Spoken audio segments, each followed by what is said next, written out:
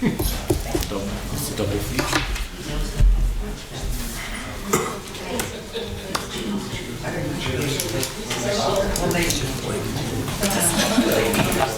You can do it. Right in your eyes. Yeah, since I sit down. Yeah, Brett's here. He's coming to close coming.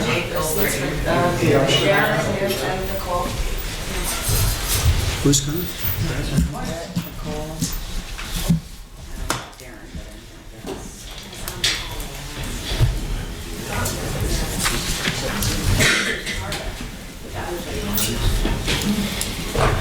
Just the mirror's coming. Put a big string in on your glasses.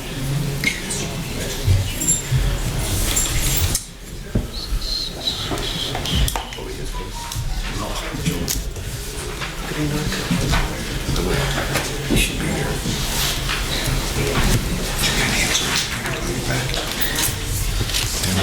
No. Should be.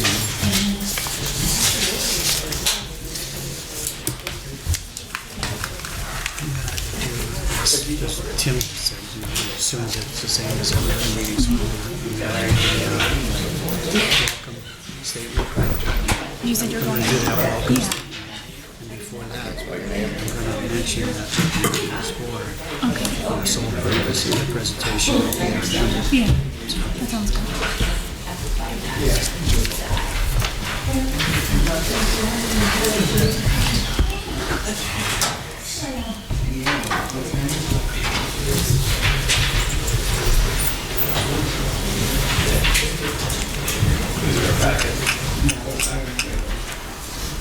Duncan. No accident. No accident. Thank God. Hello. Thank God. Bob, how are you? Great.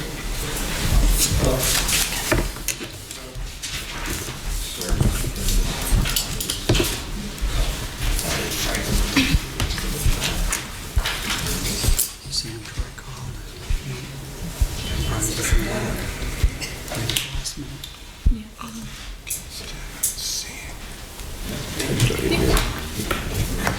Please stand for the pledge.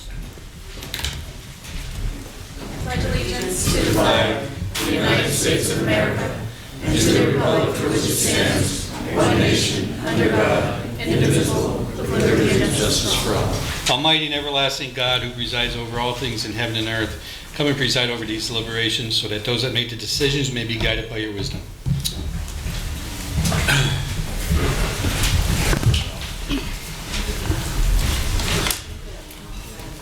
Okay, roll call, Mr. Barrett. Here.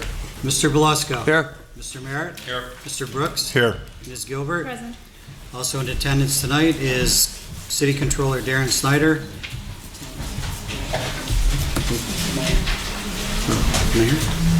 Mayor Tony George. Assistant City Attorney Maureen Collins. Human Resources Director Nicole Ferentz. Administrator Ted Wampel. Director of Operations Butch Frotty. Deputy Administrator City Attorney Tim Henry. Finance Director Brett Kittrick. Not here yet, but I understand he's coming. Oh, okay. Very good. And Capital Projects Program Manager Joyce Zakowski. Assistant City Clerk Catherine Payne. Administrative Assistant Lisa Sanfilippo. Okay. She's there, she's making copies. Good. I guess that's it. Okay, first of all, as the public notice that was in the newspaper stated, this meeting is for the sole purpose of a presentation and discussion of PFM's Early Intervention Program menu of options. That's what it was advertised, and that's what the entire discussion will be confined to. Good evening and welcome to all.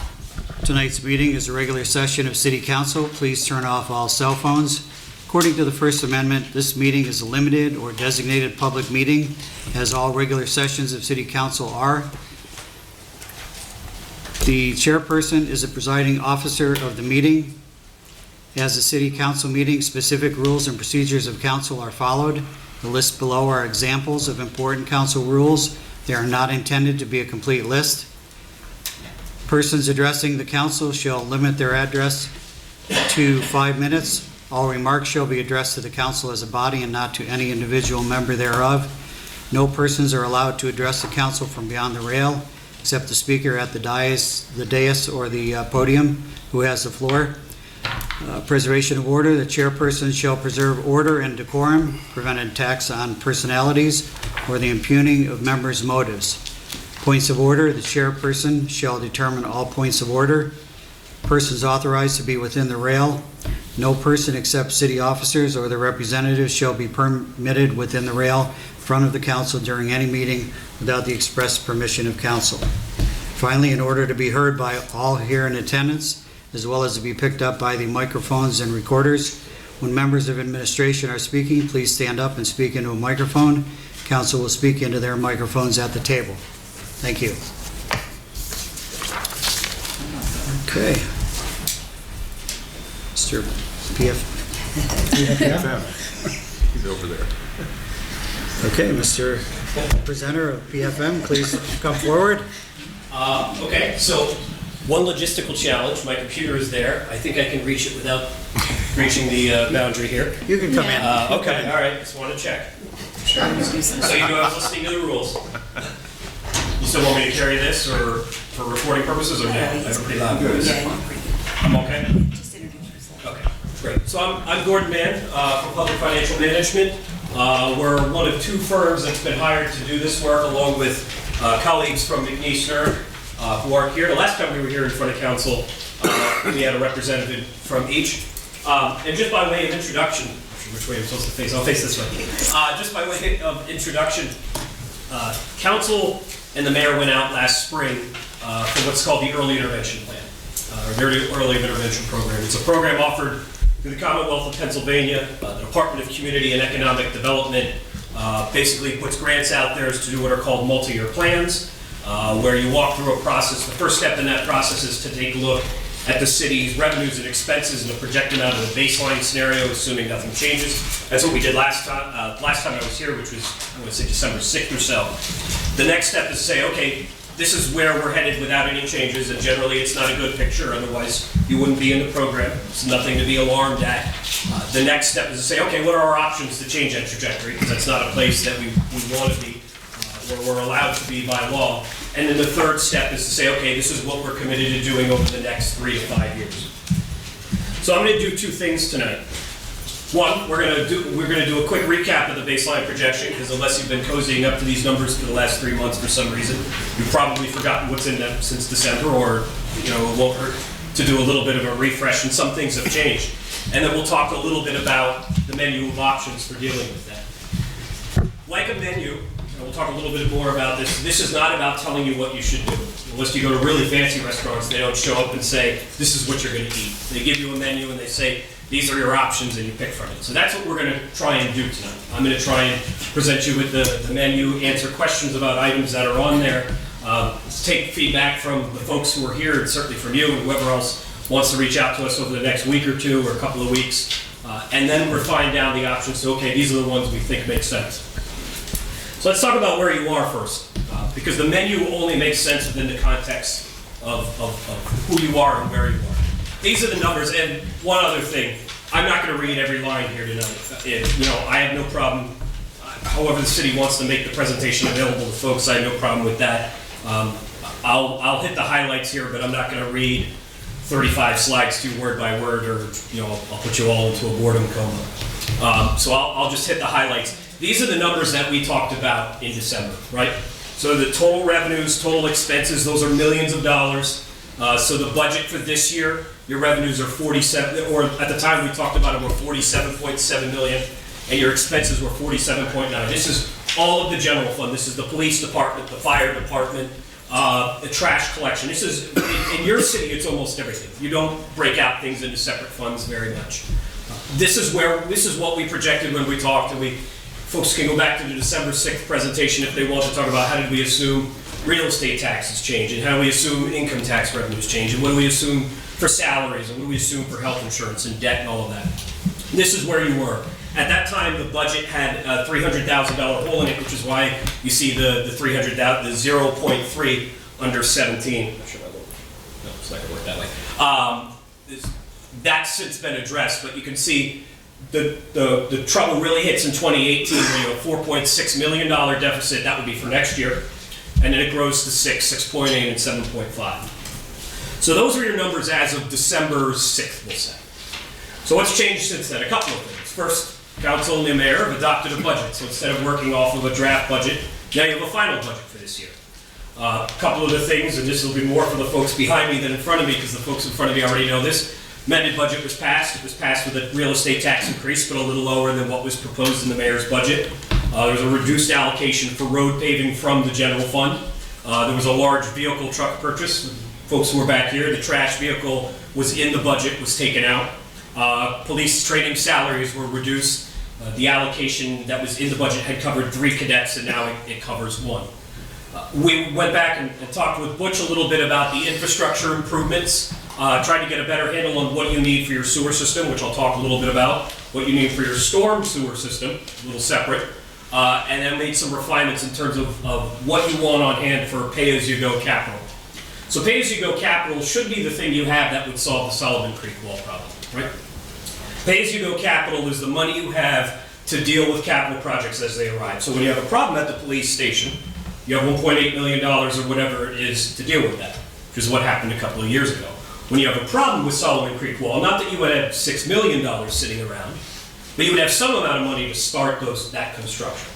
So pay-as-you-go is not a slush fund. It's not fat. It's not something that you just cut and eliminate because it's nice to have. Pay-as-you-go is what you use because you are a large organization with large facilities and you can't control the weather and you're not God.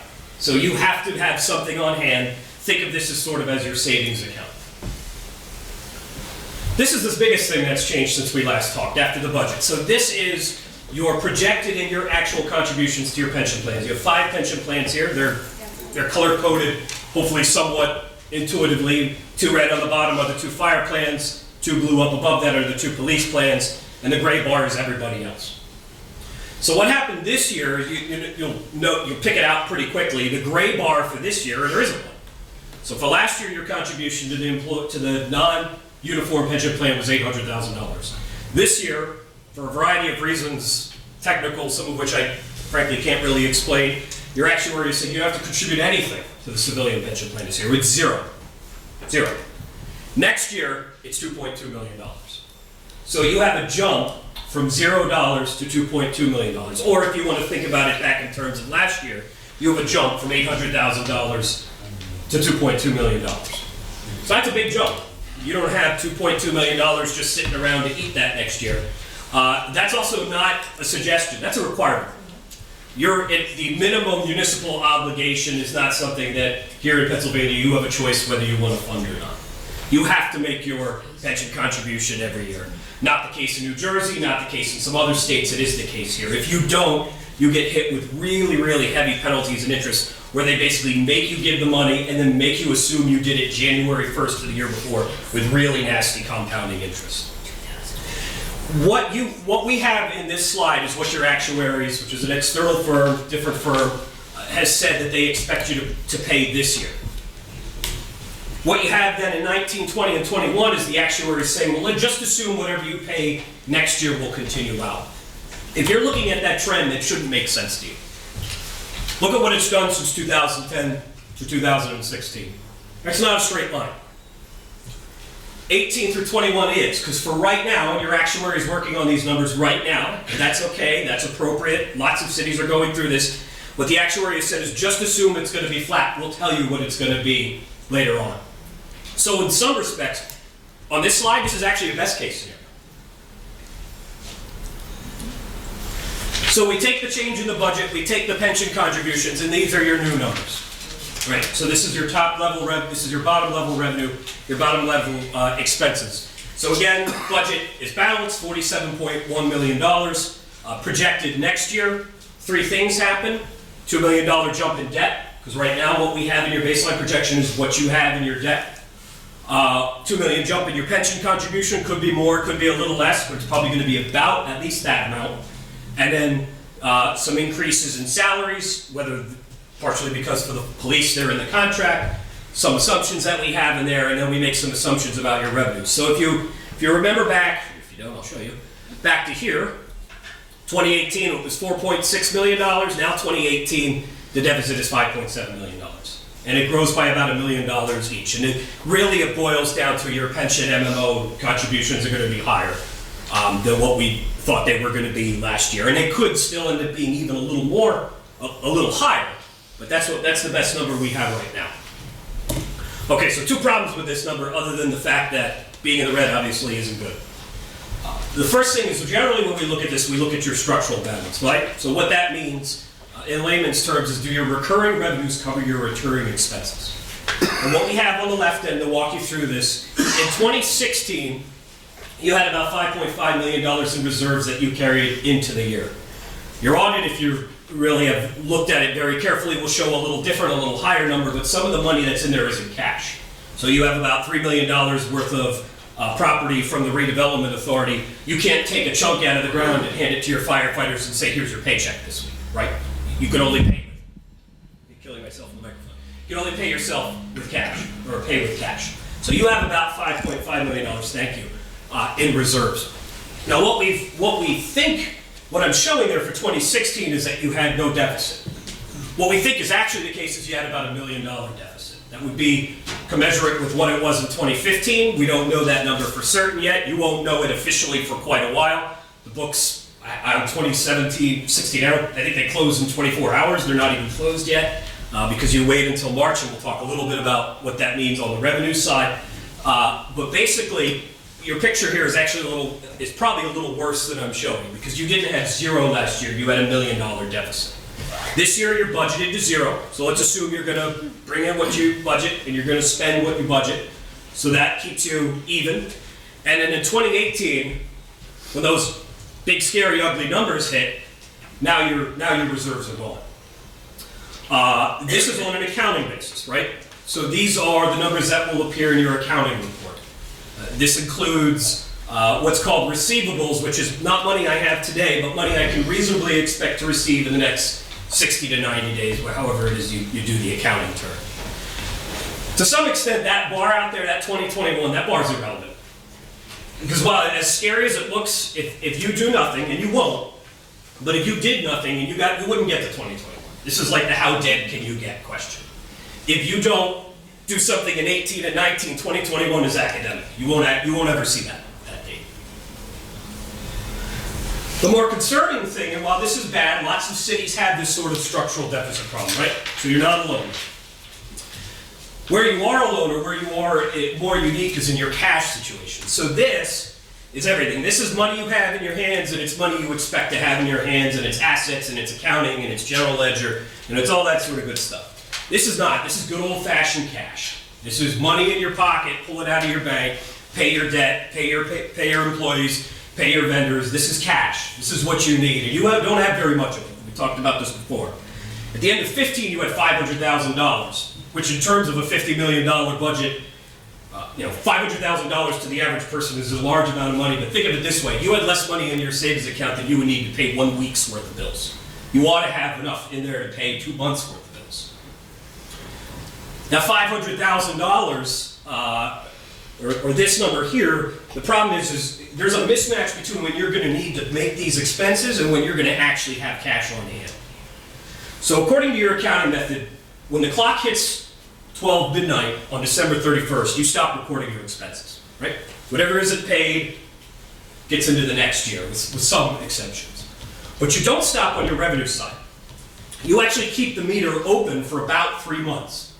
So any revenue that you get in January, February, and at least the first half of March, and it's about $3 to $4 million from your income tax, you actually take and treat as if it came in the year before. Not uncommon from an accounting perspective. That's not sleight of hand or wizardry or anything. That's perfectly acceptable. The problem is you can't pay people with cash you don't actually have. So your obligations, when I say your debt's going up, you will owe cash to somebody probably in November of next year. Usually it's a split. Usually you pay in May and November. When I say you will owe money to your employees, you will owe that to the state on December 31st. When you pay your employees their paycheck, you don't hand them something that says, hey, guess what, in 3 months I'm gonna have $3 million, hope you're okay for the next couple of months. You have to pay in cash. And this number here shows you running out of assets on an accounting basis by the end of last year. On a cash basis, you would actually run out before that. So just to distill that down, what we project is by the end of next year, and let's say the end is sometime in the fourth quarter, you will find it very, very difficult to pay your pension, your debt, and your employees. And you will be forced to pay, you will be forced to make a decision between which ones you pay. That's a miserable place to be. That is more concerning right now than this. Both are bad. The cash situation is much worse. If that's shocking to you on this side of the barrier here, it shouldn't be. Because you've been living off of borrowed money for years. Every year what you do on January 1st is you go out and you get a loan for $3 million. And then you pay it back on December 31st. You get it as soon as you can and you pay it off as late as you can. You basically live off of borrowed money. That's not what that loan is for. That loan is to help you pay your expenses at the beginning part of the year and then pay it back, ideally May or June, and be free of the obligation. It's not intended to be a revolving cash flow.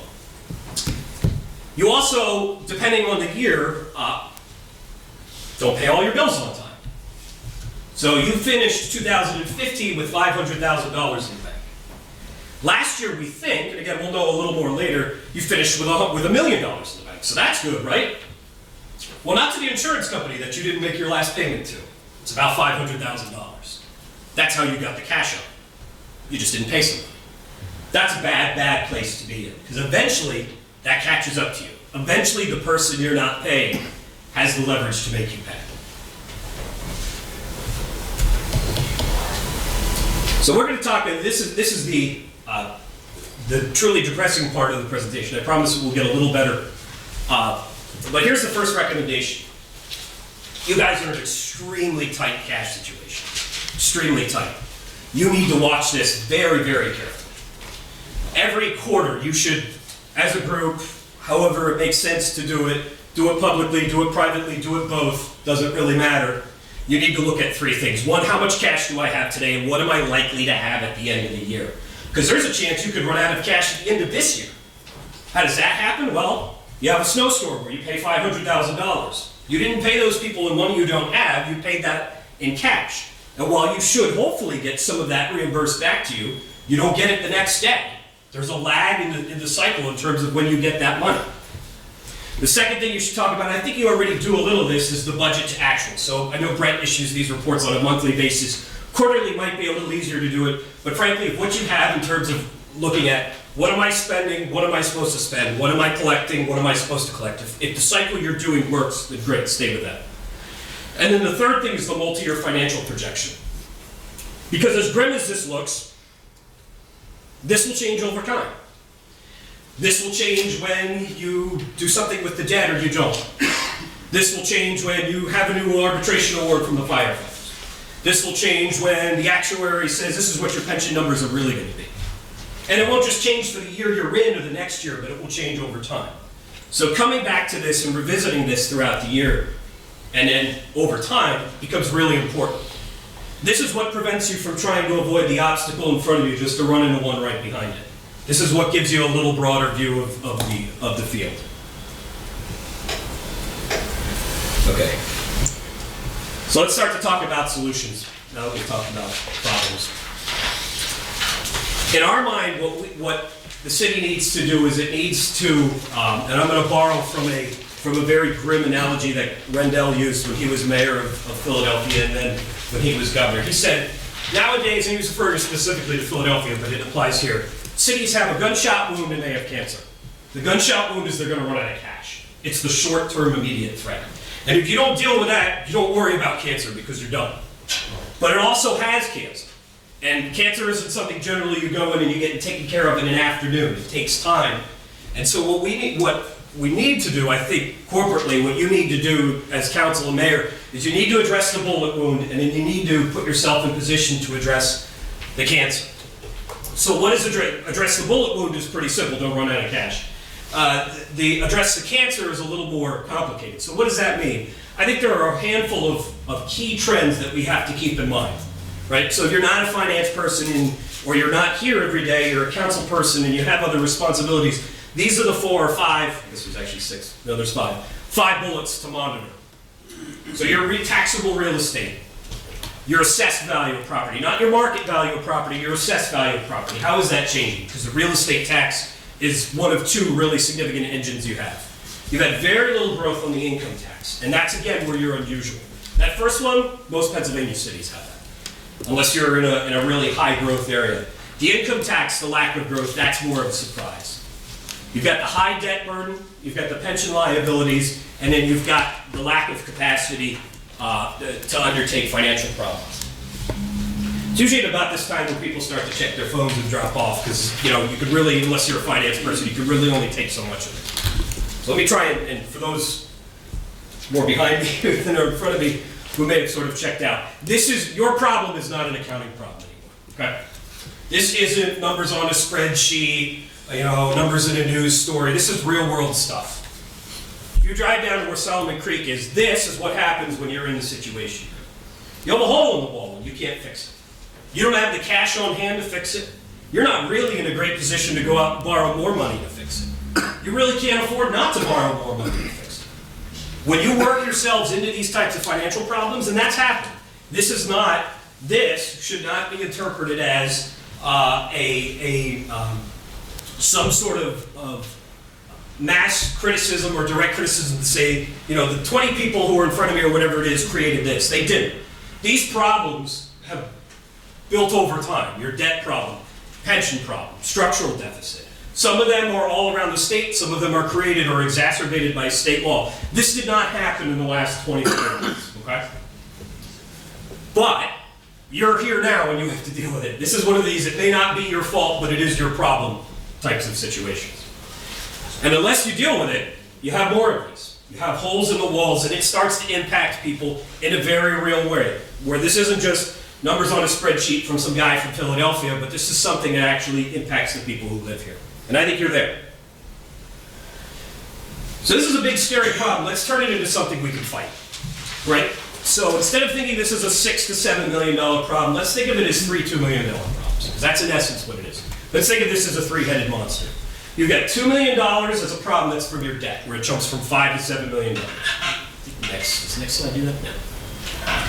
Skip ahead. All right, so there it is. Debt in 2017, 5.3 jumps to 7.4.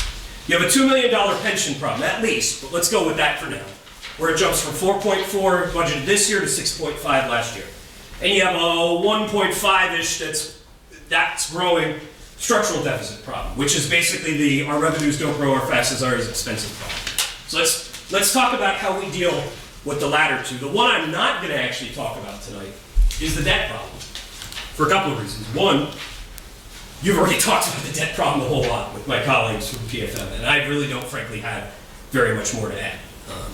It's a $2 million jump next year. As talked about, it's better to kill that head of the dragon for 5 years than to put it to sleep for 1 or 2. If you do nothing, I don't know how you cover the debt. If you do the short-term thing, the problem's going to be back in 18 months, and I don't know that your ability to deal with it is going to be any better. If you do the long-term structuring, it helps you out during this period. But you already know all about that, so other than, actually that's it. That'll be the last time I talk about the debt in this presentation. Let's turn our attention to the pension. Okay, so every couple of years, the state auditor general does a report. Eugene Pasquale is the auditor general now, where he says, okay, I've looked at your pensions, I'm trying to see if they comply with state law, and then he gives some sort of overview on how you're doing. And how you're doing is not well. So these reports are generally very dry. But in his cover letter, he's got, we are extremely concerned about the historical trend information contained in the respective schedules of funding, included in the report, which indicate a continued decline in assets available to satisfy the long-term liabilities. The condition is required increased municipal contributions. So in other words, the trend is this isn't good. You've got less money going into the plan than you do going out. And if you think of it as a bathtub, the hole at the bottom of your tub is bigger than the water, than the faucet at the top that's pouring it in. So you can see this numerically here in the little table. The value of your assets, $80 million. This is across all 5 plans, by the way. This isn't specific to the police or specific to the non-civilians or specific to public works or whatever. This is everybody. The value of your assets has gone down. That's not terribly unusual given what happened with the Great Recession. The value of your liabilities, that's what you owe to the employers who are gone and the employees who are here. That's gone up by 13%. And your funding ratio, in state terms, if you're above 70 to 90%, you're considered, I think it's like minorly distressed or something like that. If you get below 70, you're moderately distressed. If you get below 50, you're scrambling, right? You're massively distressed. You're not there, but you're heading in that direction. So you went from 72 to 67 to 62, and some of your plans are really low. So your old police plan and your old fire plan, they're like in the 30s and 40s. They are spread out. The rest of your plans are healthier, and when the state looks at your aggregate pension function, it looks at the whole thing. It doesn't just pick out the strongest and the weakest members of the team. Well, so what makes this happen? A couple of things. Fewer people paying into it than there are people drawing off of it. Not terribly unusual. That's what happens as government gets smaller and people live longer, which is a good thing. The amount of money that you're making off your investments is less than the target you set. And you have a couple of provisions in your plan that are more than the third-class city code, which is the state law that governs this, recommends you have. So how do we fix this? Well, this is the quantified. We already talked about that. You really have two options, and the pension is an ocean liner. You don't turn it around quickly, right? It's a 30-year liability. You don't fix it in a budget cycle. You don't fix it in 2 budget cycles. Even if $5 million a year fell from heaven on your lap and you put it all in the pension plan, that still wouldn't fix it because the way they value that money that goes in, they spread it out over time. But these are the types of long-term things you have to do to try and to bend this curve the right way. The first thing is and we'll talk first on what goes out, right? So this is the liability side. This is the one with the 13 at the bottom. The first thing you do on that is the first option is you can establish a lower benefit level for new hires. You can't generally change the pension benefit for people who are here, and you can't change it for people who are gone. So this is for people who aren't here but will be. You have the ability to adopt a lower pension tier, and that's effectively what the difference between the old pension plan and the new pension plan was. It was that sort of move. You can ask, or you can, through collective bargaining, try and get the employees to contribute more of their paycheck. That is not something you could do unilaterally. You'll hear me say that a bunch. You have 13 employees in your entire organization for whom you unilaterally control their salaries and benefits. Those are the 13 non-represented employees, and probably 6 of them are here in front of me. Everybody else is in a union. Police, fire, public works, Teamsters, or the one that's basically everybody else. It's kind of, you can think of it as a civilian non-public works union.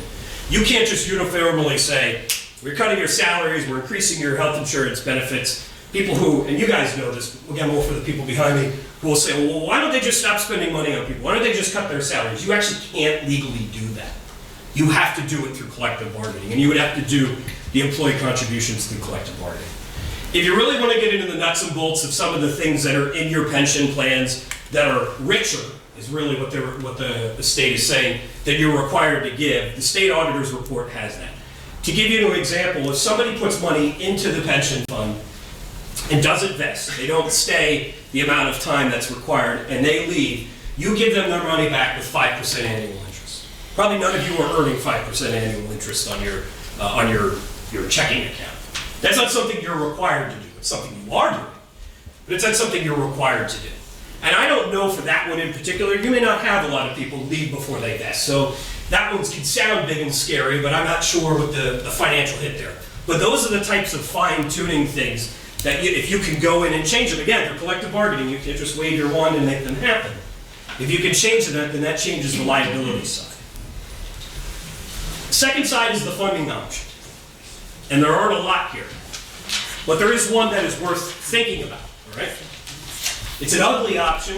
It's not a good option, but it's one when you don't have a lot that you have to think about. Unless you're Philadelphia, you have 2 opportunities to levy commuter taxes. You have 2 opportunities to tax people who work here but don't live here, aside from the local services tax. Everybody who works in town pays $52. Set that one aside, because that one doesn't generate all that much money. You could be in Act 47, unless you're Scranton. They were blocked from doing that, and Pittsburgh was also blocked. But generally, Act 47 cities have the ability to charge people who live here people who work here but don't live here for a limited amount of time. Or you can use what's called the distressed pension earned income tax. So what that is that's an additional tax on the income of people who work here and people who live here. So that's key. This is not just a tax on commuters. Whatever tax you would put on the people who commute here, you would have to put the equal amount on your residents, right?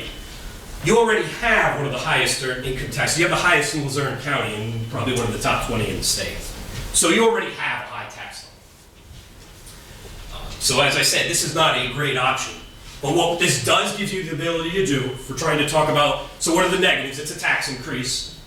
It's money that can only be spent for pension. This doesn't go for roads or for cops or for firefighters or for anything else, lights in City Hall. It only goes for pension.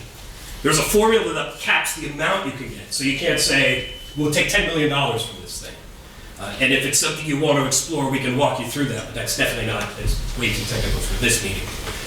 The pros are, it takes your tax burden and spreads it out a little bit. It spreads it out to the people who work here, but don't live here.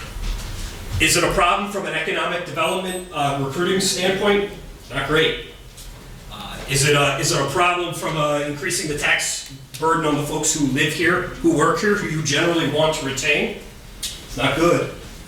But if we're talking about what your limited options are to put more money into the pension plan, short of just jacking up your real estate taxes, or cutting or doing more on the services and expenditure side than you may have to do already, this is one of the few options you have under state.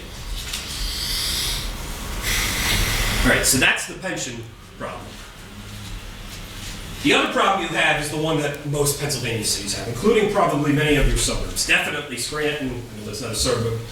Most cities, Philadelphia has this problem, Pittsburgh a little less so. You know, if you think about the other cities that are about your size, York, Harrisburg, Altoona, Johnstown, they all have this issue. And the issue is in Pennsylvania, you're dependent on two forms of taxes, the real estate tax and the income tax. And the real estate tax revenues in Pennsylvania generally don't grow unless you change the tax. And the reason for that is you don't tax the market value of properties, which hopefully rises over time. You tax the assessed value of properties, which is set at one assessment at one point in time and then doesn't change until somebody goes back and redoes the assessment. Now, in Luzerne County, the reassessment was done not that long ago, but here in Wilkes-Barre, you have your own set of assessments. So when that reassessment was done, basically to reset how much of the pie comes from each person, you didn't join the process. Don't know if that's a problem or not, but what it means is your assessments, people are paying taxes based on the value of their houses here in Wilkes-Barre several years ago, not what their values are now. The other problem you have on as I said, is on the income tax side. Generally in cities that grows 1 to 2 to 3%. Pittsburgh's is doing pretty well, it's growing closer to 4. Johnstown, Altoona, places that are doing less well, it's growing 1.5. Here in Wilkes-Barre, for some reason, your revenues aren't growing at all, they're flat. We'll come back to that and talk about trying to figure out why that is, but that's really important. Because remember, the real estate tax engine isn't moving and the income tax isn't moving. It's really hard to get the car to move forward faster. If we look at the expenditure side of things, what you spend money on is people.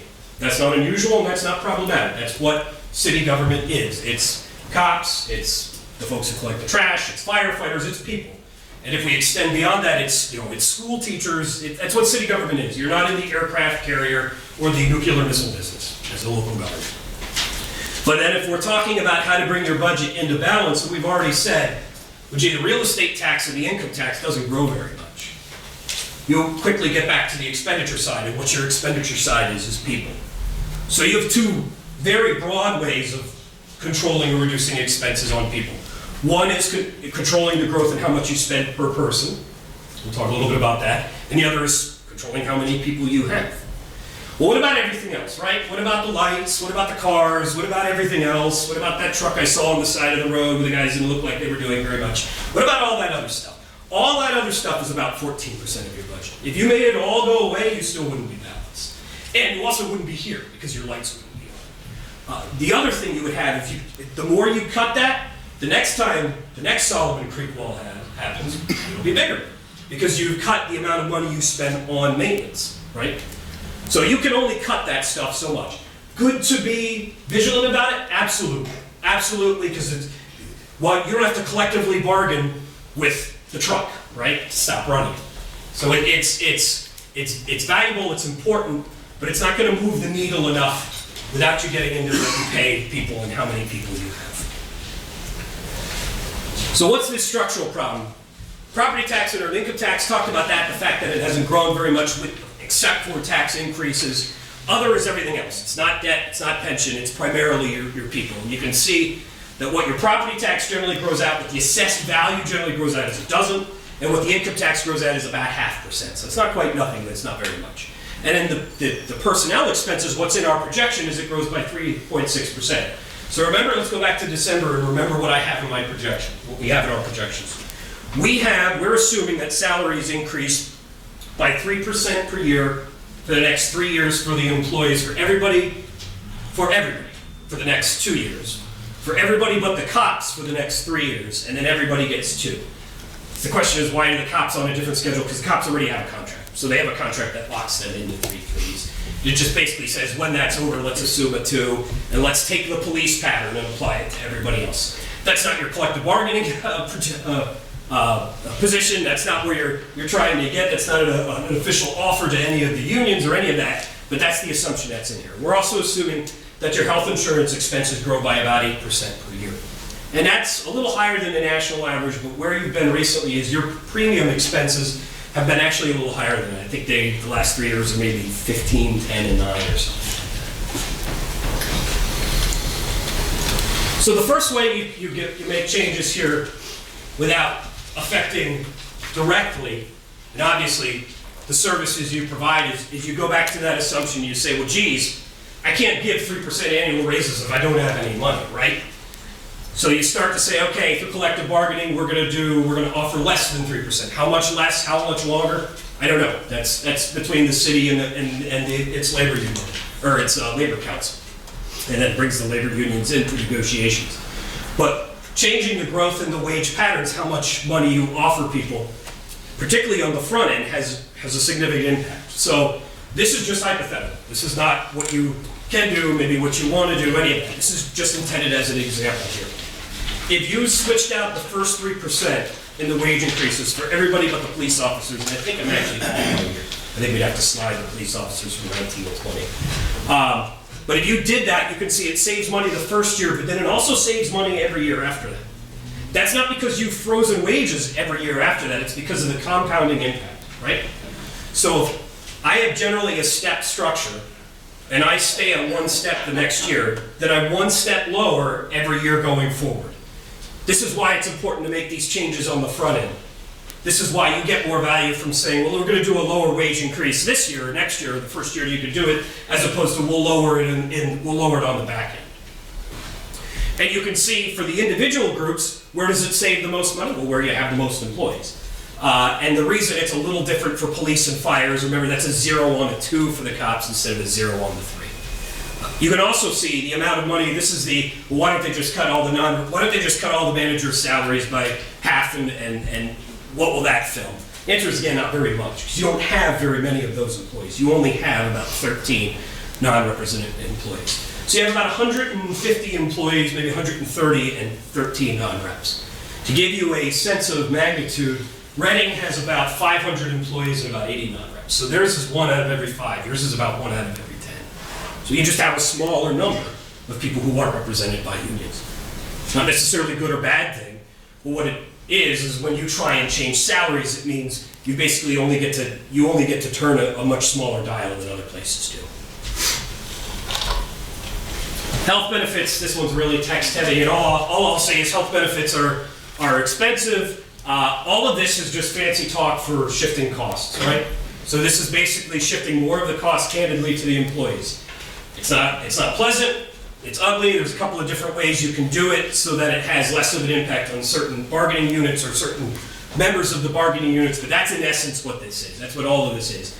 But if you could take the 8% and bend it down to the national average to about 5%, it'd save hundreds of thousands of dollars a year. And the faster you can do it, the bigger the compounded difference of it. So that's the essence of stuff that all of your labor council already knows, right? And that's the essence of stuff that the folks who are doing collective bargaining, Tim and other folks, they already know. One of the things that we were requested to do in our analysis in the RFP is we're specifically requested or directed to say, what are the things we do that we don't have to, right? So this isn't my idea, it's yours. This is the list of things that you don't have to do. Now, this is not the list, and this is just the start of this, but these next couple of slides, this is not the list of things that are bad. None of the things that are on this slide are inherently bad things, right? Having a public health department is not a bad thing. Enforcing your parking laws is not a bad thing. You're not doing something wrong by doing that. Obviously, taking care of sewage is not a bad thing. But what it's not is it's not a required thing. For cities of the third class, these four functions in particular, you're not required by state law to do this. Yes, somebody has to take care of sewers, but it doesn't have to be you. Yes, there are going to be golf courses, but they don't have to be owned by the city. Somebody's probably going to do parking enforcement, but it doesn't have to be city government. You see, on the column here, you have budgeted revenues and budgeted expenditures. Keep in mind, these are just to give you a sense of magnitude. If you actually get more on the revenue side than we project, then it's less of a target for analysis. If you get less, then it's the opposite. And what you can say, what I would say from this list is a couple of things.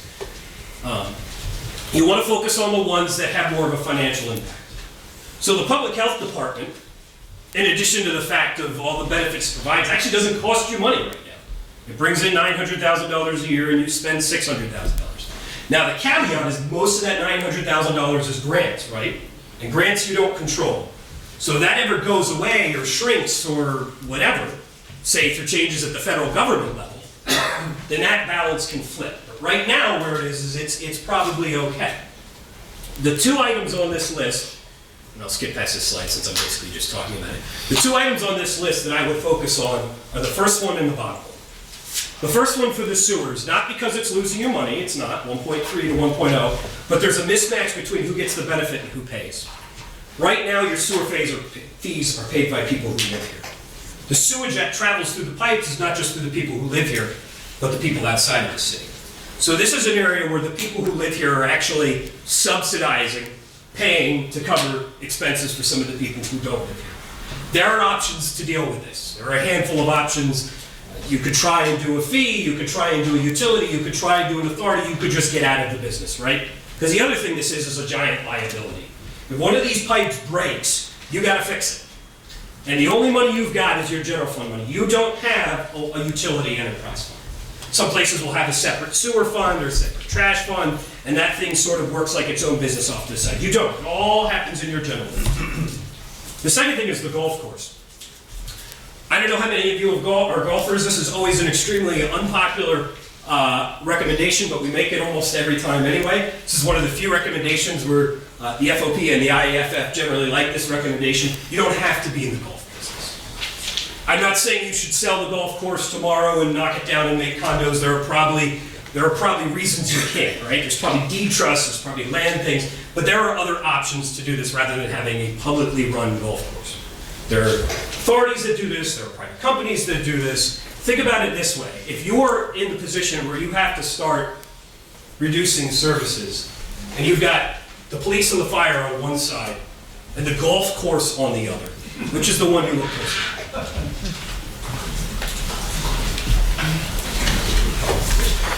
Next one. These are services you don't necessarily legally have to provide, but we live in the real world, so somebody does, right?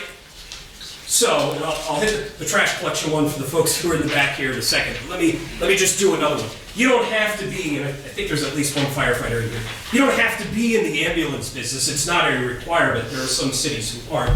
But practically, when somebody falls over and has a heart attack, somebody has to pick them up. So it's not a huge problem that you have an ambulance service that's in the city. But you do run that at a little bit of a loss, right? So it's about $1.5 million in revenues and $1.8 million in expenses. And there are ways to deal with that, to try and supplement, to try and bring in another carrier. Certainly worth looking at, and I know you already have. And for the firefighters who are in the room, that's it. That's the extent I'm going to talk about the ambulance service. It's just recognizing that that's an option. The waste collection service. So, well, I'll hit that one more time, or in one more second. The wrong way to read this is by saying By rethinking how we do the services, instead of doing them in-house, instead of looking at maybe another government can do it for us and we pay them, maybe a private company can do it for us and we pay them, maybe an authority can do it for us and we pay them. Keep in mind the last part of that sentence every time, and we pay them. You're not going to save the difference between $35,000 and $613,000 by saying, I'm not doing parks maintenance anymore. That's not the savings. The savings would be if the person or the entity, whatever it is, could come in and do it cheaper. That's the savings. So what is that savings? The honest answer is I don't know. Neither do you. Because you have to go through the process to know. You have to see what are the providers that are out there. You have to see what are the options. And the only way to do that is, well, there are actually a couple of ways to that. But you can only know by going through that process. You can't, I'm not here to tell you that privatization is the way to save the world or that it's something you ought to do. Because honestly, I don't know. I don't know what it saves you. And again, neither do you. Not until you go through the process and you do the analysis. So on the waste collection side, the reason this one sticks at the top of the list is what your budget shows right now. And I'm going to underscore that. This is what your budget shows right now. It shows you spending $4 million a year on trash collection. Most of that's people, a little of that is trucks, but if you're trying to buy a new truck and weren't able to do so, maybe not enough of that is trucks, so most of that is people.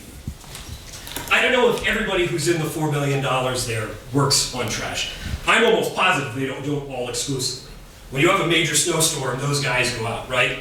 They're probably fairly flexible in terms of being assigned to other public works things. I don't think that you have $4 million of just trash collection, but your budget does, because that's the way you list it right now. So let's just go with that number for the moment while acknowledging that that number is probably not right. It's probably lower. What you bring in on the revenue side is about $1.9 million in bag fees. So if you had a business and you were spending $4 million a year and you were collecting $2 million a year, you wouldn't have a business. You'd be out of business. What's happening is you're supplementing that. That gap, whatever it is, whether it's 2 or it's 1 or it's 1.5 or whatever that gap is, you're supplementing it through taxes. The person who's paying for the trash is either the person who pays the real estate tax or the person who pays the income tax, because those are your major ones. And maybe at the end of the day, you decide that that's fine. That it's the same person anyway, that most of the people who pay the trash are people who own homes, and that that's okay. There are cities who just take their trash costs and build it into their real estate tax. Or they build it into, in some of the smaller townships like the one I live in, I just pay a flat fee a year. It's on my real estate tax, and it's paid through the escrow account. I just pay it. It's not a bag fee. If I throw a ton of stuff out or I never throw garbage out, I pay the same fee every year. There are advantages to doing what you're doing, the pay-per-throw system. Environmentalists love it because it basically incentivizes you to throw out less trash. The problem is right now, what folks are paying for isn't covering what you're actually doing. So you're running some sort of deficit that probably is in the 7 figures. I don't know if it's 2 million, I don't know if it's 1 million, I don't know what it is. But it's, according to your budget, it's a significant number. Now remember, if one of the heads of our dragon is these sorts of structural problems, and it's $2 million or $1.5 million, then we just found one thing here that gives you a way to take a lot of that dragon out. But only if you look at it and you do it carefully. The answer here is not outsource trash. That's not the answer. Not right now. It's not privatized services. It might be once you go through the analysis, that might be one of the options. It might be a good option. But right now, you don't know. You don't know yet. So the next step here is really to figure out what am I really spending and what are my options for closing that gap. It's not to say public employees are bad and we're getting rid of trash. It's not what it is. It's also, from my opinion, not to say we can never do anything different with trash, we should always do it in-house. Because right now, you have a limited number of options. And anytime you take that option off the table, what you're really doing is taking another one like a tax increase and pushing it further closer to the end. You've only got 2 sides of the financial equation here. It's not revenues and expenditures and magic. It's revenues and expenditures. And if you start to take options of the expenditures off the table, then you're pushing the revenue options, which here is a real estate tax increase. You're pushing them closer to the table. That doesn't mean you won't have to do a mix of both. You probably will, and you probably should. But the caution there is, at the start of the process, be very careful what you take off the table, because you might wish you had it back on near the end. I think we've beaten that horse. The last thing that is in here is, and the last time I was here, one of the council members had asked, what about other revenue options? What about other ways to bring in money? And we've talked a little bit about the distressed pension taxes as the primary one. I would not start from the perspective of what can we do to bring in money, right? You may have to do tax increases. You had to this year, you may have to in the future. That, again, I wouldn't pull that off the table and say, well, no tax increases, that's the plan we're going to start. Because you need all your options. But I wouldn't start there. I wouldn't start there because your tax base right now already isn't growing.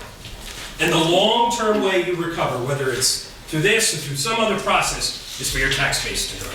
If your real estate tax revenues never grow and your income tax revenues only grow by 0.5%, it's really, really hard to come up with a strategy that gets you balanced over the long term. Because all the other revenues you have, they're basically tied to a specific service, or they're out of your control, like the state pension aid, which you can't control. You just get that in a check. So I would start on the expenditures. 6 steps you can take right now and then I'm done. The first thing is, again, knowledge is power. You guys need it for your cash, and you need it for your multi-year projections. You need to know the bullet wound, and you need to know the cancer. You need the thing that's in front of you and the thing that's a couple steps down the road. You should be doing that on a quarterly basis. Collectively, privately, publicly, online, doesn't matter. You need to do that. The second thing is the debt thing. I guess I said I wouldn't talk about it again, and there it is. You need to make a decision there. I'll just leave it at that.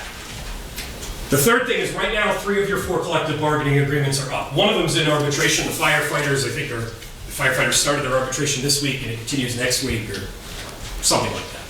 But you have right now, remember, what you spend money on is people and what sets that amount that you spend on is your contracts. So this is a limited this is your window to make changes, particularly, and this is important, on the pension and the retiree health insurance. Remember that barge that you can't turn around suddenly? This is one of the times that for now, you actually have the ability to start to make some sort of adjustment. You need to take advantage of that.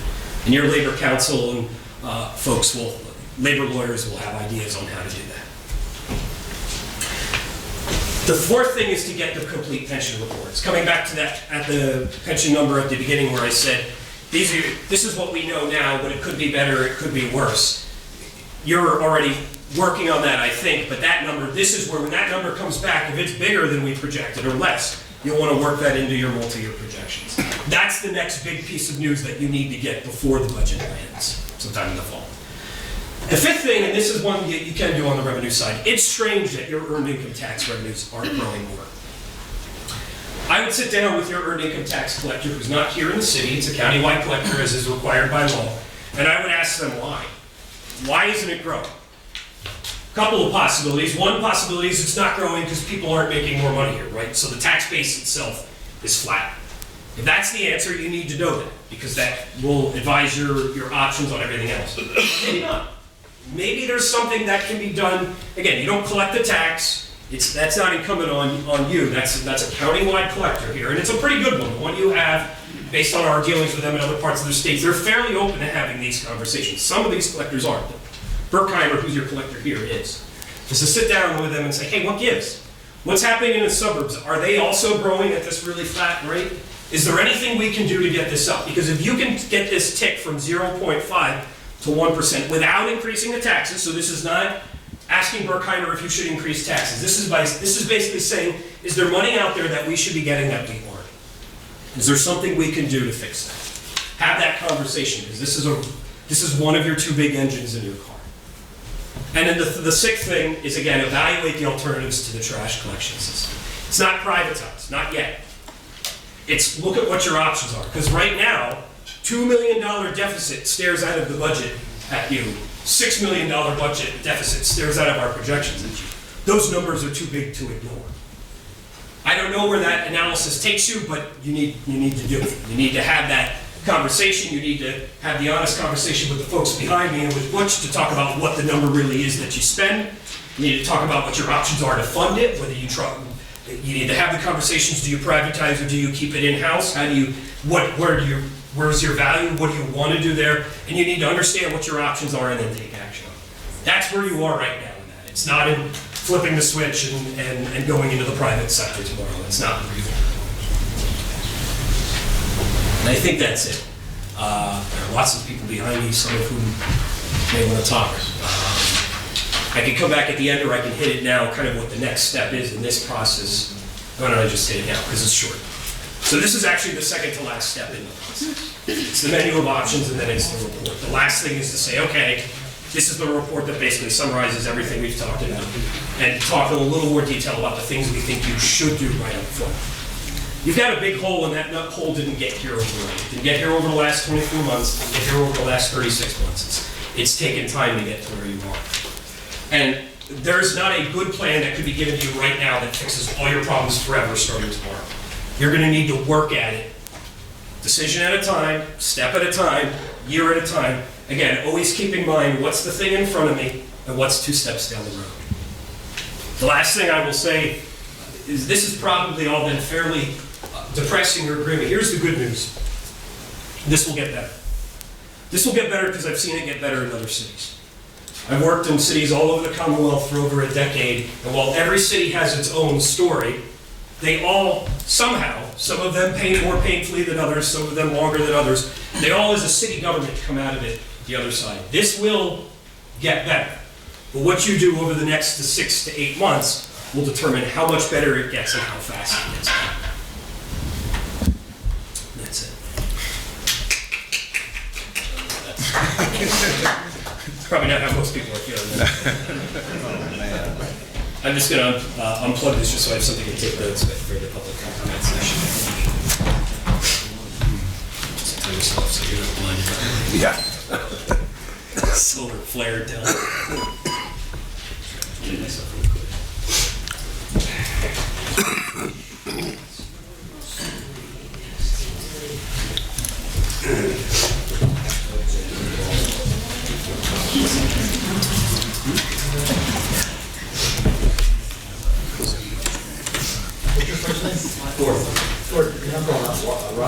No, I'm just going to sit back and take notes on all the things I got wrong.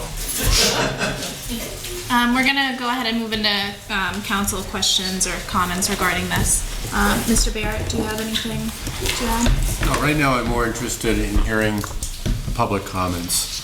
Certainly there's a lot to take in. And it's a very intensive presentation, but I am more interested right now in listening to what our residents have to say. Okay. Thank you. Mr. Bliska? There's a lot of things there. You know, between the unions, all the contracts, we don't know where they stand right now. So there's a lot of questions yet. There's a lot of things that could be done with waste. I believe there's questions that I have, but that's to the administration. That's why I would like really to hear from the administration what they think about this whole thing. This whole presentation, what's their plan going future? I do believe we need to restructure though. We definitely need to restructure. That's money that goes out the window every year. I know it will go out the window eventually, but it's right out of pocket, out of the city's pocket right now, that has to be addressed. But I do want to hear from the administration at the end of this, see what their future plan is. I'd like to see what the direction they think we should be going in. Thanks. Mr. Merritt? Just one question, Ted, maybe you know this. Of the proceeds from the Northeastern Bank sale, were they included in the presentation numbers for this year? There's 700,000. I didn't realize that we have to post Oh, okay.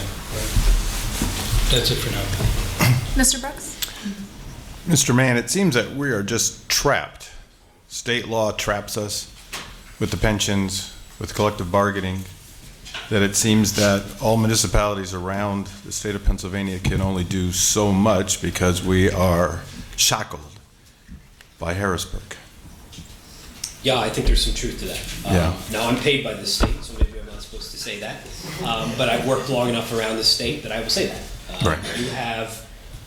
You have structurally some things working. You and all the other Pennsylvania municipalities, or a lot of them, have some things working against you. You don't have a lot of flexibility on your revenue side, right? So if you wanted to do a lower real estate tax and a sales tax, you can't. You're blocked from doing that. If you wanted to do a commuter tax short of the one we talked about, you can't. You're blocked from doing that, other than what's allowed under law. And on the expenditure side, you are locked into providing certain things. So in the private sector, when someone says, well, why don't they just do a 401k, right? That's what all the private, you're actually, again, if you're police and you're fire, you can't do that.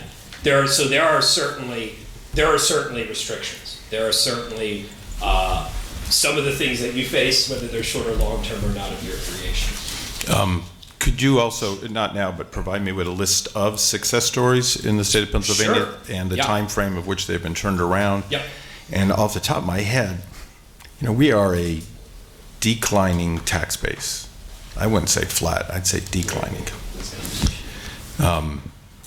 So we're up against the wall. It just, anything we seem to do on the revenue enhancing side is just going to make it swirl around the drain faster as we go down. And I'm so loath to do anything in that regard. The cities that you have had success with, do they all raise taxes? Yeah, so generally the way, the generic storyline is this. They have the bullet wound and the cancer, right? Right. And while you can change things on the expenditure side, sort of doing something really dramatic by saying, we're closing, we're laying off half our firefighters and half our cops and whatever, sort of doing that, which I can't think of anybody who's done that here in Pennsylvania. Camden, New Jersey did do something. Short of doing that, the things that you have right up front are revenue-based, right? They're the things where you can control more. So what you tend to see is the tax increase on the front end, and then as the contracts expire, right now all 3 of yours are, so this might be a little different here. What you tend to see is not wage cuts.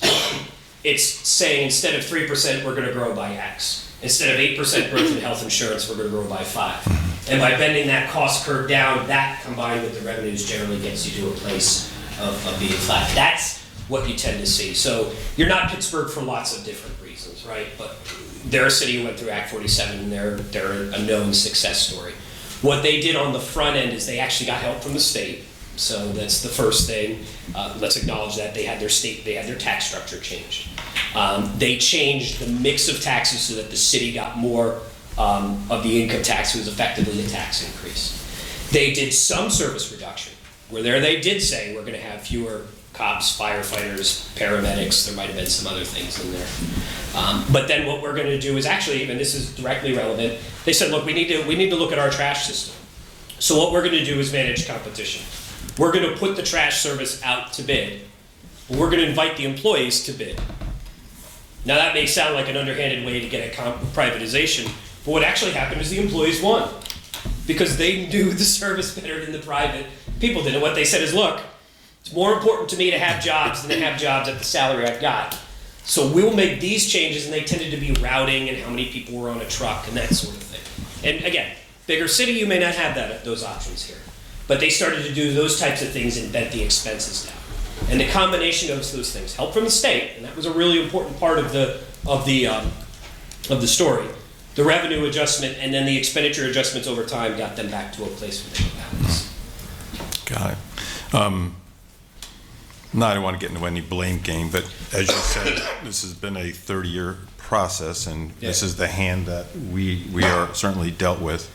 And I want to thank you for coming up last week and spending time. I want to thank Brett also for keeping us informed on a monthly basis of all the information, and certainly want to thank you, Mayor, and Ted for taking almost daily phone calls from me about this subject, because it's something that I do not take lightly. I signed up for this job, put my name on the ballot.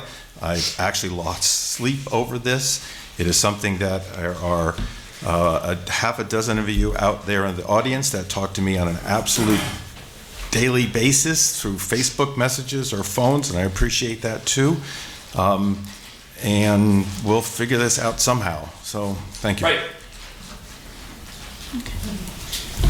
I just had a couple of questions. Now, we received word that we were given grants for Solomon's Creek. Does that change any of the projections? So I guess the short answer is it'll depend on what the grants are for. Grants generally don't, and here's why. You get that grant and you have this project. It's $5 to $7 million, and if you got no help from nobody ever, you would have to borrow all of that, right?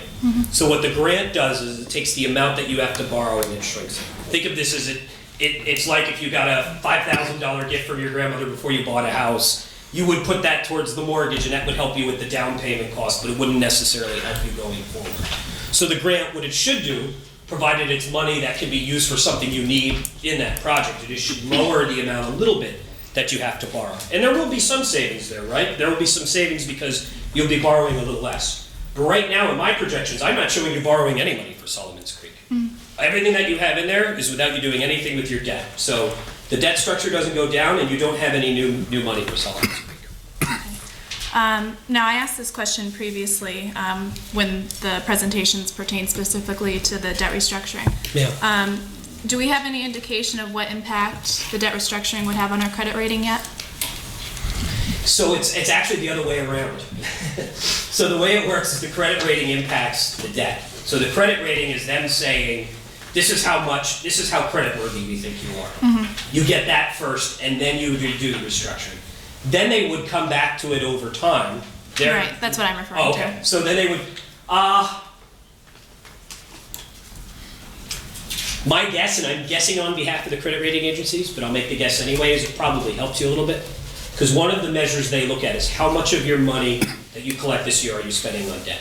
They do this debt to operating ratio, where basically what they want to know is, what the credit rating, and we just had a call on this morning, what they're extremely focused on for you and for other places, but for you in particular, is how much cash do you have now, right?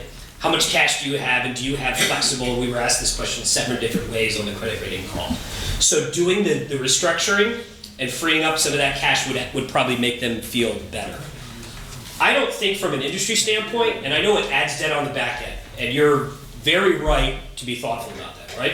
You're not making a mistake there by saying, hold on a second, let's think about this. But from an industry standpoint, your credit rating, while 20, 27, or 30, or whatever it is, you know, it's actually fairly compact. So taking it and stretching it out wouldn't generally bother the credit rating agencies. Again, when they look at your numbers up there, the one that they keep coming back to is $500,000 in cash.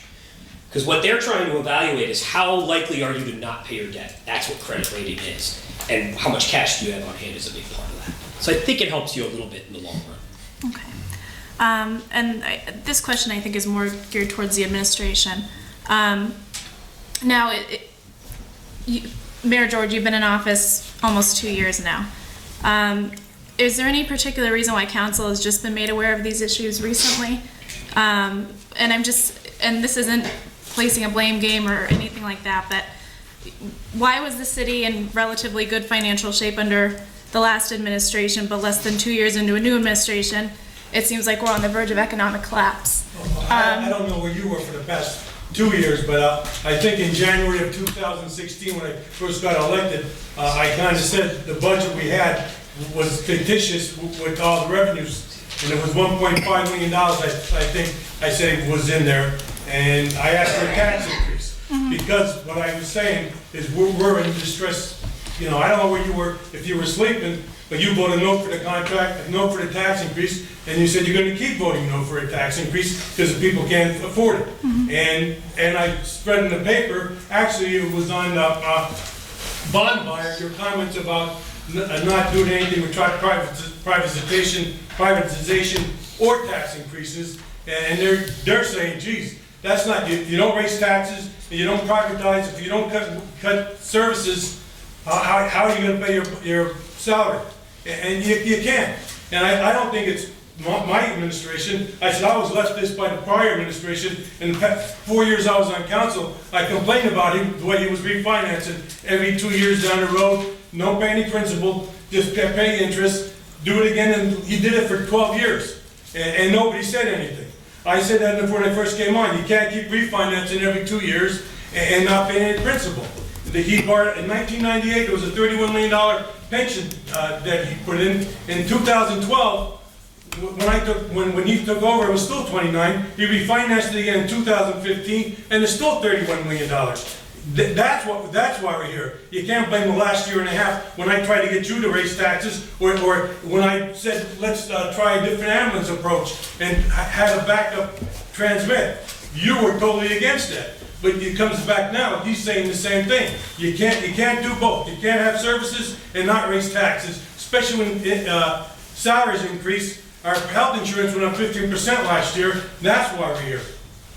Okay, well, with all due And respect... you can't keep putting your head in the stand. You tabled a motion when I tried to restructure the debt according to what they're saying. I tried to do that last year. You said table it, we're not gonna do it. Okay, well, with all due respect, I don't work for you or PFM, I work for the residents. Okay. And, And your residents need services. Mr. Mayor, I have the floor. And what concerns me is that we've always had a balanced budget in the past. And now all of a sudden, we're at a point where we're in the red, our credit rating may possibly go down, we still don't have a solid answer about that. I told you the answer. Mr. Mayor, I have the floor. No, you asked the question. I said last year we were 1.5. I didn't ask a question, I'm making a statement. $1.5 million short. That's why we're in the red, because you wouldn't listen to give a tax increase. Okay, so anyway, and we were finally in a position where we were able to even borrow money. I mean, prior to, 10 years ago, we weren't even allowed to borrow money, and I'm concerned about what some of these solutions will have, the implications of some of this, and I'm very concerned about the city's financial future if we proceed with some of these. I've been concerned for 2 years, but you just kept ignoring it. Okay, so disagreeing with somebody is not ignoring. No. That's why we're here now. Okay, so those are my questions. I don't know if anybody else has anything to add before we move on to... I have one follow-up question, if I may. Mayor, it's been discussed in the past about the county assessment numbers, and it was mentioned here briefly. And I think that you know that I've been a proponent of actively looking at that. I know that I know that's not the be-all, end-all, the total solution, and we're not trying to penalize property owners. We're trying to make things fair, and I think that our assessment numbers, through no one's fault, are out of whack in a lot of cases. I totally agree with you. And I know that we are limited, and Mr. Mann had brought that up about state regulations. We can't use that as a money-making tool. There's only so much that our property tax revenue can increase as a result of that. I think it's like 5% or something, so that's not going to solve it. But maybe in the long run, it's something that we really need to step to the plate on. And just my opinion, I see properties that I know are just paying a mere pittance in property tax, and others that are just, depending on what part of the city that you're in and how long the resident has owned this particular piece of property.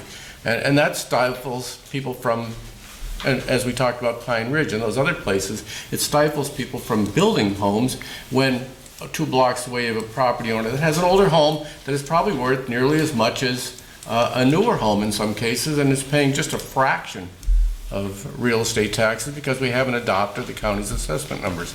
I don't know how the other council members feel about this, but I kind of think that, if we're going to do this, we got to start looking at the big picture, and it's time that we do that. I know that there have been concerns about appeals that, but they've shaken out pretty well over the years. Yes, sir. Just to expand on what the mayor has said, we're in agreement with that bill, and that's something we actually started to look at a while ago. We've had conversations already with Dave Pedri, the county manager, about getting into the initial discussions on what that would look like. As you know, there's pluses and minuses to that, but we've agreed that we think that that's something that's long overdue, and we're just kind of in the early stages of that now, but we're on the same page. And that's something that we've already started looking into. Real property value is just so important, not some imaginary formula. And it's not imaginary, but some formula that determines a property owner's value. Well, it gives uniformity too. I was just talking to somebody that sold their house again today. The problem is there's assessed values, with the city, which is very complicated to figure out. Yes. I know we've had the conversations with both newspapers when we were going over the budget initially, trying to explain that in that formula that I don't quite understand it.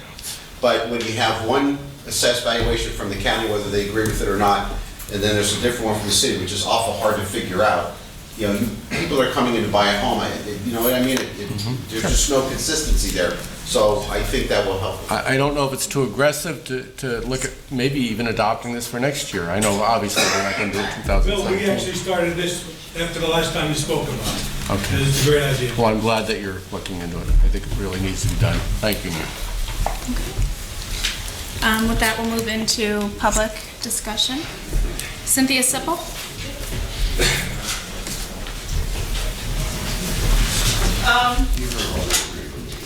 I just wanted to discuss maybe revisit a revenue fundraising or funding opportunity that we used to have here in the city of Wilkes-Barre, and that's a way to do permit refuse collection. And maybe that would be a way to defray some of the costs of our DPW monies due. And what it would be is a permit-based refuse pickup, which is basically twice a year. I know there's an awful lot of variables that go into this as far as money's in and money's out, but I think it would be a great way to reduce large item disposal and not be able to see them on the highways and the side streets that we do now. And I know a lot of the people, as a homeowner and as a landlord, a lot of us would like to have this particular type of refuse collection reinstated.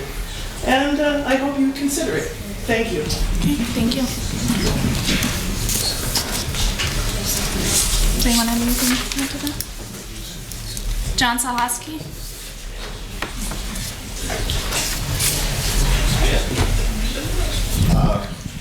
John Sosky, Almond Lane. First thing, I just want to clarify, this gets us no closer to getting Salmons Creek handled. Is that correct? So I'm sorry. That gets us no closer. This gets us no closer if we restructure to getting Salmons Creek. Anything taken care of down there? I think the debt restructuring is two things, right? So it's lowering from 7 to 5, and it's getting new money to fix that. So I think it does. I don't have any of that in here. Okay. I don't know. Like with the property, like the property tax increases, I understand that you need it, but it also makes it harder for residents to come in. I understand you, and I was listening to you when you were on council, and you were saying that. That's true, but it's just the more we increase taxes and things like that, it drives people out of here. The presentation, it's depressing. I don't know if I should sell my house or what. You want to see the city get better, but if we're going to have to keep raising taxes for these kind of things, we need the services though. You can't lose our trash, or like if we would do something where we privatize our trash, are we going to keep those employees still and like use them for other things? Because that might be something we might be able to look into, where don't lose the employees, but just try to use them for something else, because there's other things that need to be fixed around the city that would be a little bit more helpful. I don't know. It's a big decision, but I do not want to see us go into Act 47. I want us to keep control of our what city assets we have. I don't know. It's a lot to digest. That's all I have. Thanks. Thank you. Robert Kalaboski? Yeah, very often. First of all, when Tony's right, I will agree with him. And he's...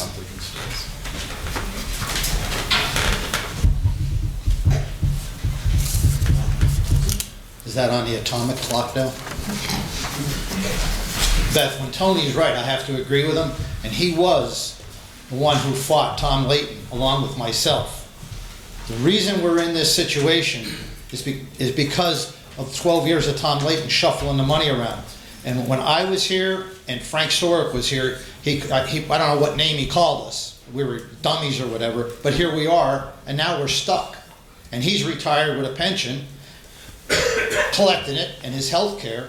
And several years back, the citizens got together, and we tried to put a hold on the mayor's salary, benefits for council, and it was people like Mr. Barrett and his supporters, Kathy Kane, Tony Thomas, and especially the Layton administration, where we wanted to stop the greed of what we considered for council salaries and benefits.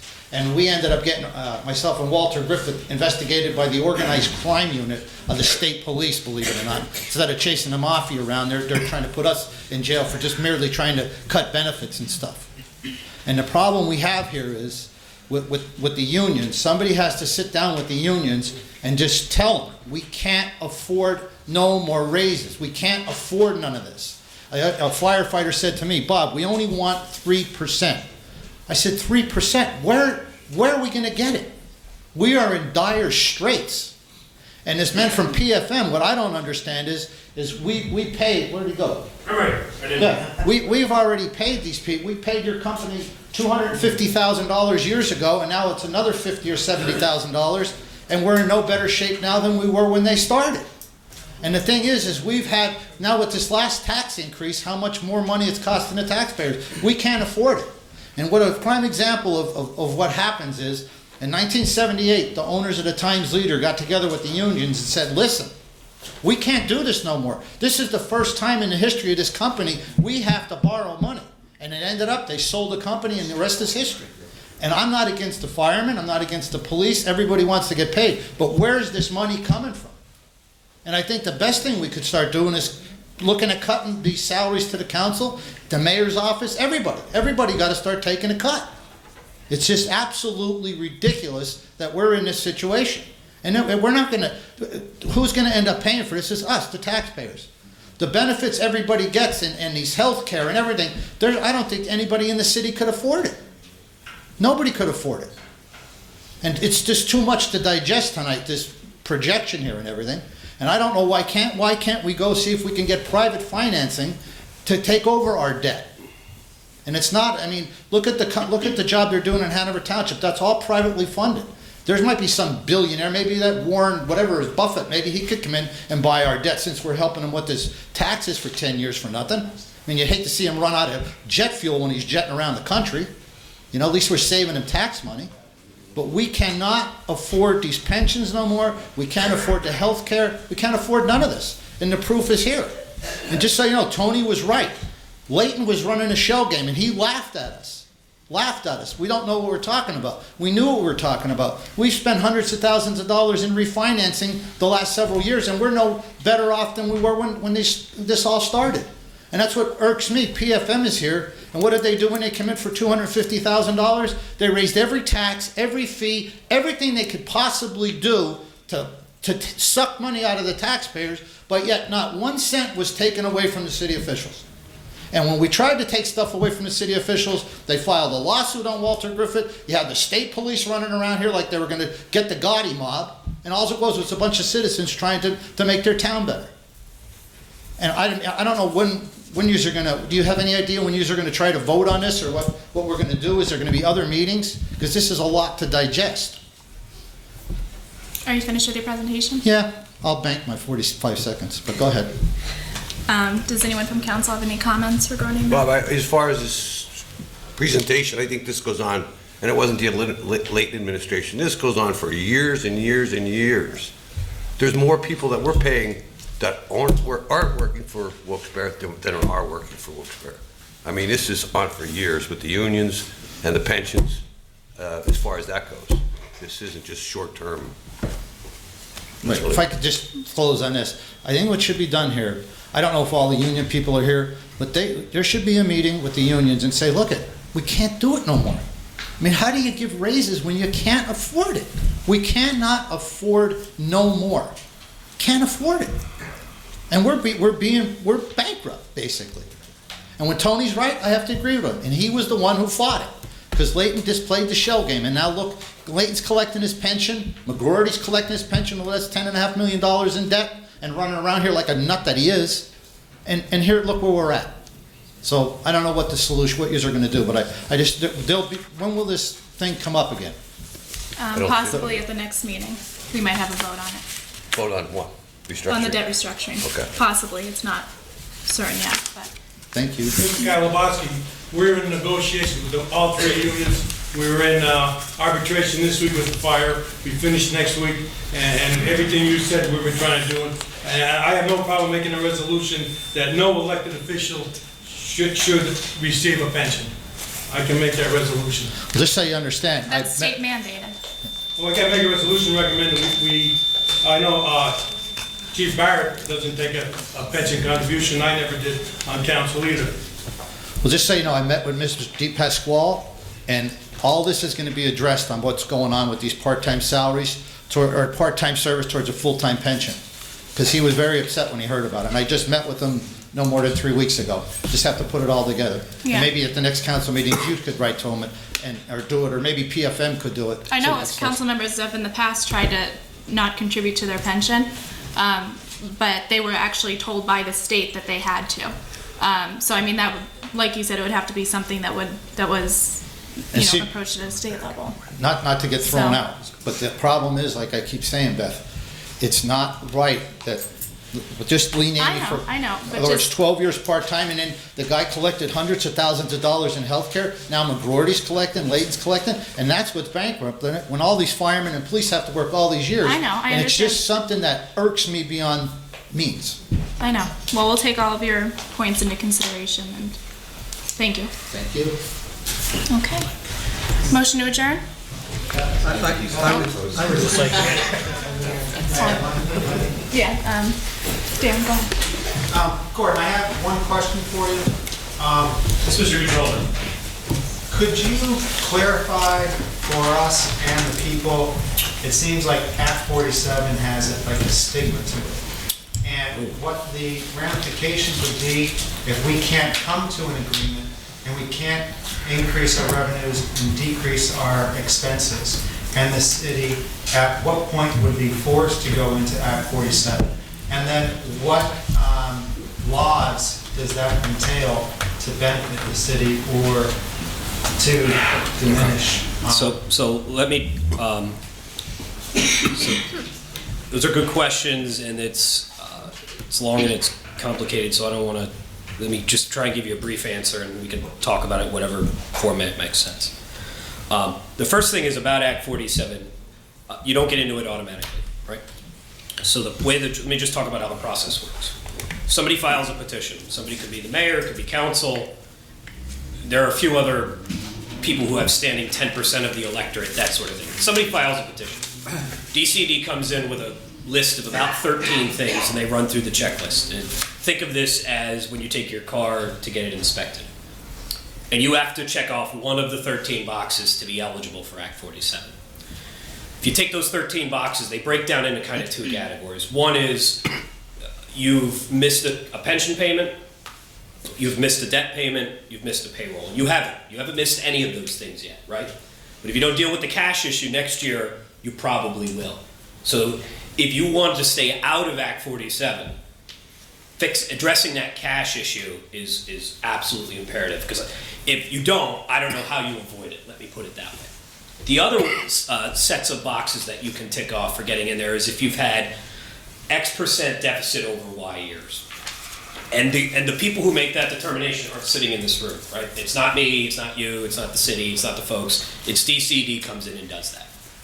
Okay, so if you're, let's pretend. Let's say you go through the process and you end up in Act 47.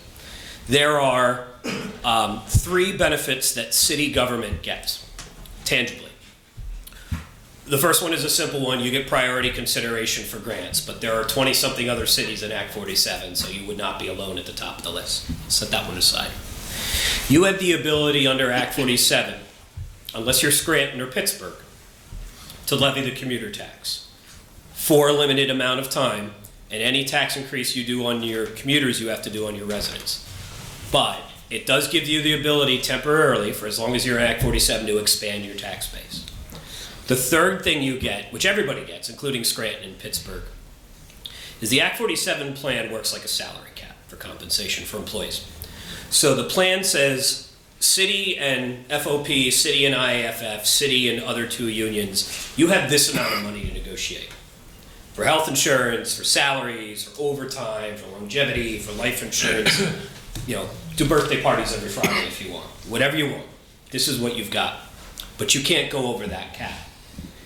That's one of the advantages of Act 47 is it changes the nature of collective bargaining. Now let's be candid about the downside of Act 47. I've done it for a decade in 3 other communities. I've seen it work in terms of stabilizing and dealing with the gunshot. It's a hard process. It's hard on everybody. It's hard on council. It's hard on the mayor. Hard on the employees. It's hard. It works, but it's hard. It is not a fun, now it's limited to 5 or 8 years, but it's tough. Is it a knock on you from an economic development standpoint? I don't know, is the honest answer there. It sort of depends on what you do while you're in it. If you go into Act 47, but you keep your tax rates stabilized, then probably not. If you go into Act 47 and you jack your tax rates up, then probably it does. The biggest misconception is what it does on your credit rating, right? So we talked about the folks who evaluate your credit rating. It actually, in the short term, usually helps you. The perception is, well, if we're in Act 47, that must mean we're less credit worthy, right? The credit agencies actually look at it the other way around, because they say, now the state stepped in some way. Now we know they'll have to pay their bills. So there's this weird thing where it actually, when you read their list of things, whether Act 47 is plus or minus from the credit rating agency, not from the people who live here or the employees, they actually consider it a positive. It's a tool that works effectively.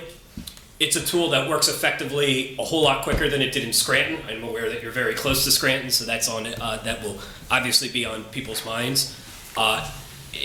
It's not a decision to be taken lightly because it's hard. It can work, but it's hard. That's my honest assessment of it. Thank you. Madam Chair, and there's something beyond Act 47? Yeah. So, and the only place it's gotten there is Scranton. I'm sorry, not Scranton. Scratch that. Not Scranton. Harrisburg.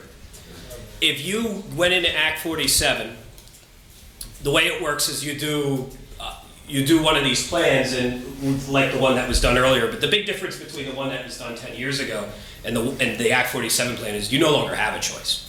Now it's an ordinance, and you have to do the things that are in it. The EIP, I can make all kinds of recommendations, but if I walk out the door and you say, that guy's a goof, I'm not doing any of it, then you don't do anything. That's the end of the program. In Act 47, you don't have that choice anymore. If you pass the plan and you start to say, I'm not really going to do that, I'm not really going to do that, or if you say, I'm not passing your plan, then you trigger the process to enter receivership. Doesn't happen automatically. It's not the first time you break the law or you break the plan, the state swoops in and says, I'm taking over. It's not that simple. Nothing in state law is. But yes, if you enter Act 47 and don't follow the plan, you are subject to enter into receivership. And then that takes a lot of the power, not everything, but it takes a lot of the power away from the elected officials. There's still a city council. The mayor still runs things on a day-to-day basis. It has no effect on zoning and those types of things. But budgeting, collective bargaining, debt issuance, a lot of the power then moves over to the receiver. Who's not a company, it's a person appointed by the governor. You know, it's and there's not a lot of, and then incidentally, once you get out of receivership, you go in Act 47. You don't get out of receivership and it's over. You actually go back into the thing you were theoretically supposed to do the first time. There's not a lot of precedent for that. Lots of school districts who have done it, but the only city that's done it is Harrisburg. And they're through the receivership process and now into the Act 47 part of it. Gordon, could you repeat that part about the petition with the electorate? What's that?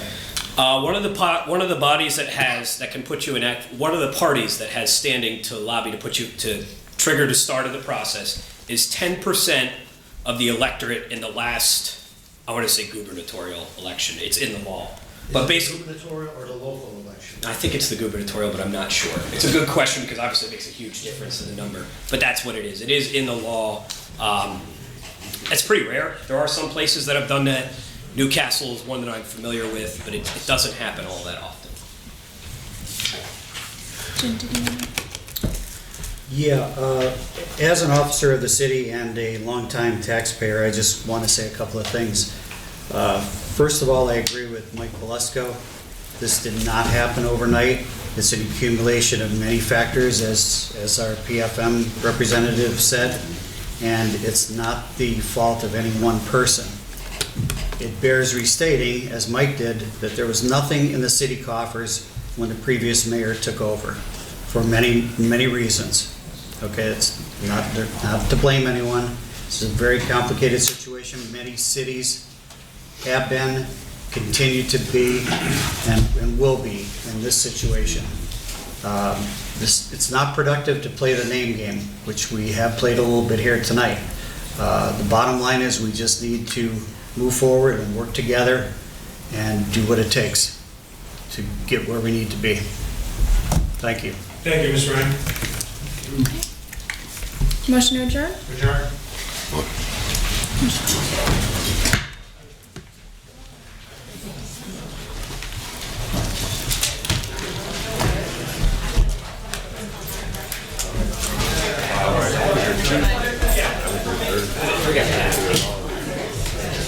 I didn't hear it all.